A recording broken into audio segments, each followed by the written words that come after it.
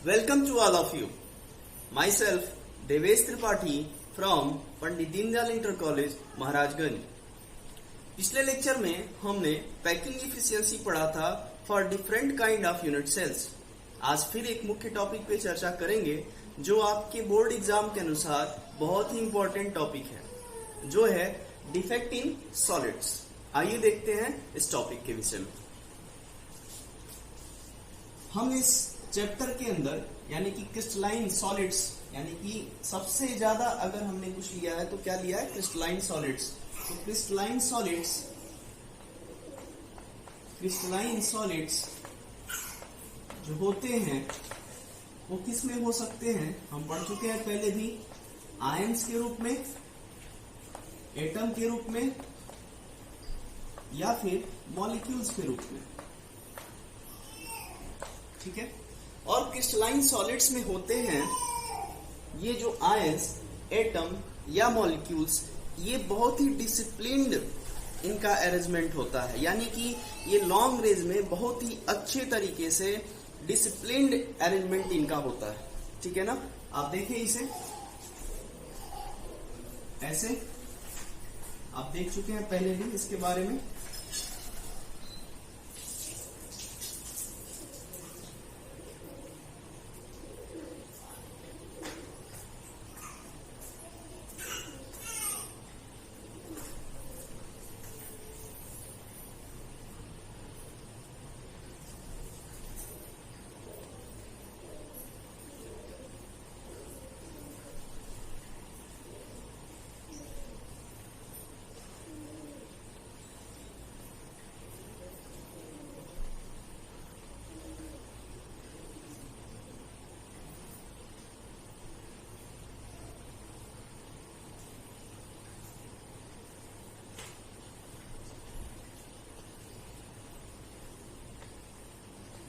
ठीक है। Crystalline solid में क्या होते हैं, डिसिप्लिन्ड, इनकी व्यवस्था क्या होती है, डिसिप्लिन्ड होती है।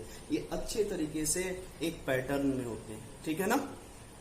अब अगर हम डिफेक्ट के बारे में पढ़ रहे हैं क्रिस्टलाइन सॉलिड्स के अंदर, तो आप ये समझिए कि जैसे तैसे इन अरेंजमेंट में अगर कोई दोष उत्पन्न हो जाता है, यानी कि अगर सपोज कीजिए कि ये हमारे पास एक डिसिप्लिन नेचर का क्रिस्टलाइन सॉलिड है, अगर यहाँ पर कोई एटम किसी वजह से गायब हो गया, ठीक है, किसी वजह से गायब हो गया, तो इसके अंदर एक विशेष प्रकार का दोष उत्पन्न हो जाता है। या फिर एटम ही नहीं, अगर आयंस इसके अंदर आ जाते हैं, ठीक, या फिर एटम एक्सेस हो जाता है, या फिर एटम कम हो जाता है, बात समझ में आ रहा है, तो क्या हो सकता है, एक विशेष प्रकार का दोष हो सकता है। तो आइए समझते हैं कि डिफेक्ट इन सॉलिड्स में डिफेक्ट कितने प्रकार के होते हैं। ठीक है ना। तो देखिए डिफेक्ट्स मुख्यतः दो प्रकार के डिफेक्ट होते हैं। पहला होता है पॉइंट डिफेक्ट,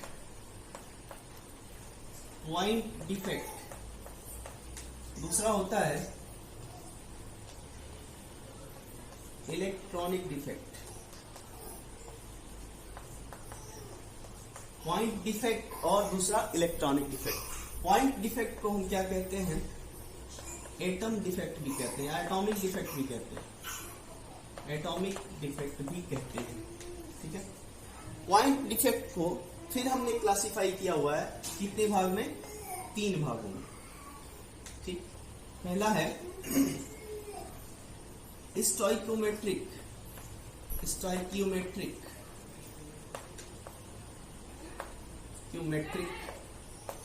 डिफेक्ट, ठीक है।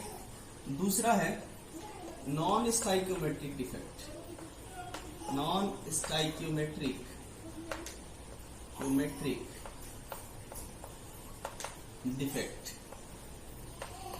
और तीसरा है इम्प्योरिटी डिफेक्ट।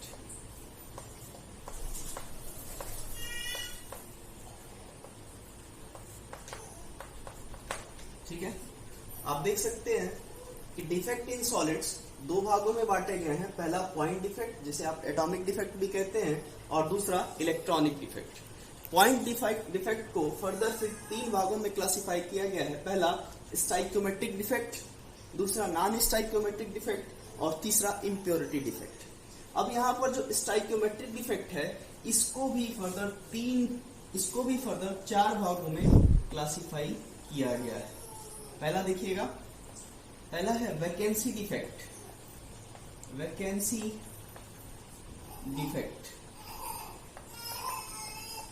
ठीक। दूसरा है इंटरस्टिशियल डिफेक्ट,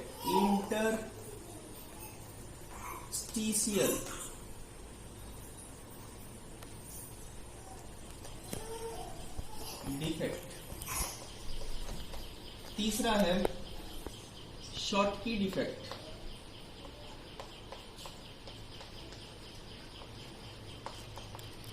और चौथा है फ्रैंकल डिफेक्ट।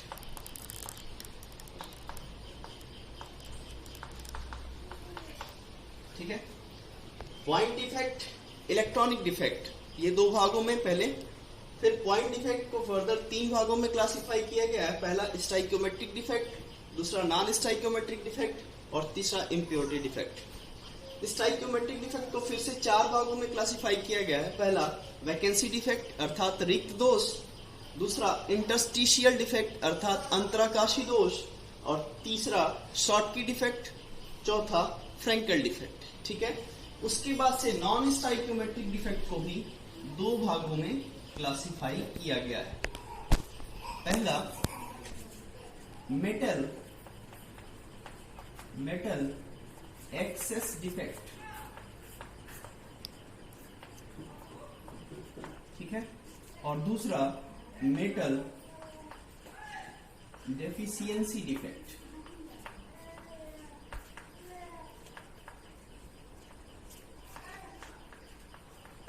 ठीक है। मेटल एक्सेस अर्थात धात्विक अधिकता दोष, दूसरा धात्विक कमी दोष। ठीक है। फिर से अच्छे तरीके से समझें कि डिफेक्ट इन सॉलिड, मैं समराइज करा दे रहा हूं फिर से।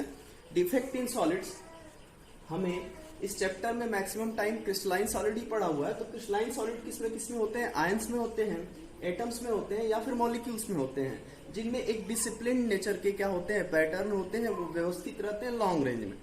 ठीक है। अब यहाँ पर आप देखें कि डिफेक्ट इन सॉलिड्स को 2 भागों में यानी कि पॉइंट डिफेक्ट और इलेक्ट्रॉनिक डिफेक्ट में बांटा गया है। पॉइंट डिफेक्ट को हम एटॉमिक डिफेक्ट भी कहते हैं। ठीक है।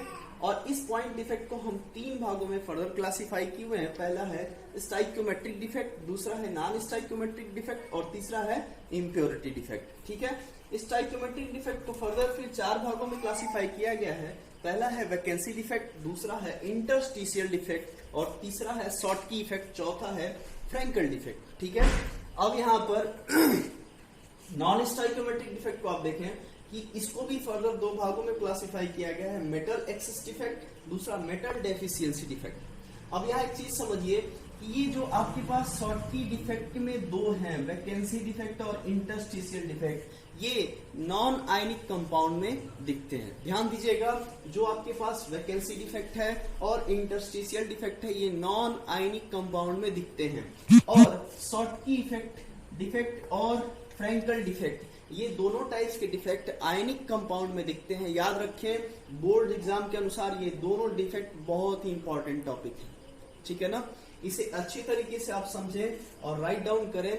और नेक्स्ट हम पढ़ेंगे स्टाइक्योमेट्रिक डिफेक्ट, यानी कि हम ये वाले टॉपिक को आगे पढ़ेंगे। ठीक है। अच्छे तरीके से इसे समझते हुए राइट डाउन कर लीजिएगा और आगे हम पढ़ेंगे स्टाइक्योमेट्रिक डिफेक्ट।